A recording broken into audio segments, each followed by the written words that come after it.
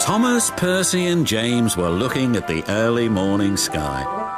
"Everyone's so much happier when springtime comes," said Thomas happily. "Everyone except the Fat Controller," grumbled James. "He seems to be working us harder than ever. I'm tired of these coastal runs." "He just wants everything to be ready for the holidays," replied Percy. "Anyway, salty air makes me all cheerful in my smoke box." "Ha!" snorted James. "It's the countryside that really gets me fired up. It's the only place to be." And he puffed away to collect his fuel trucks from the docks.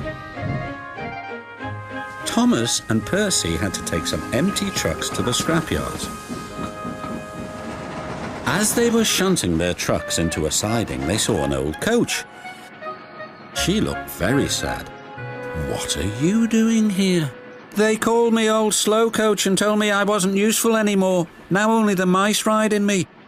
"Well, you may be dusty, but you look in perfect shape." The yard manager appeared. "Come along, I have trucks for you to take away."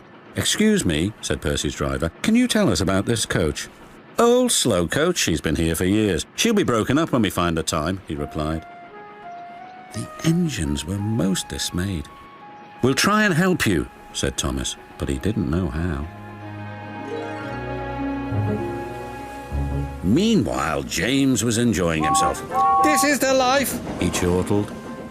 But he was heading for trouble. One of the fuel trucks was leaking. And suddenly it caught fire. "Help!" cried James. They reached the siding and his driver gave the alarm. "It's fuel and it's dangerous." As Thomas and Percy approached the junction, they saw the smoke and a guard waving a red flag. "Sparks from James's funnel have set the fuel trucks ablaze," he called. "The firemen have got things under control, but it's quite a mess." "You said the countryside run got you all fired up, James," said Percy. "But I didn't think he meant it in this way." "Ha!" snorted James. "It was the stupid truck's fault, not mine." "It's safe to proceed now," called the fireman. Thomas and Percy puffed slowly by, but now they felt sorry for James. It wasn't long before they reached the station.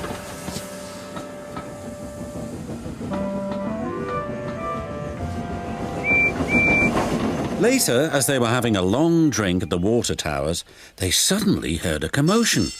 "What's the matter?" Thomas asked. "It's another fire at the workman's hut," replied Thomas's driver. "We'd better see what we can do."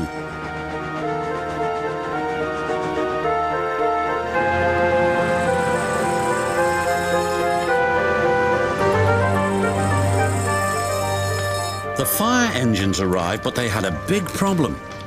"We are completely out of water," cried a fireman. "We can't use seawater because it clogs our works. We'll just have to let that building burn." Then Thomas had an idea. "Why don't you use the water in our tanks? We've just refilled them." The fireman wasted no time. "You're very clever engines," chuckled their drivers. Soon the fire was out, but the hut where the workmen lived was destroyed. "We'll need to find something to house the men. They can't sleep on the beach," said the foreman. "What about old slow coach? She would be perfect for the workmen."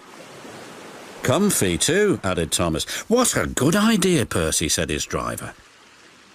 They phoned the Fat Controller, who agreed. "She'll be spick and span by the time you collect her."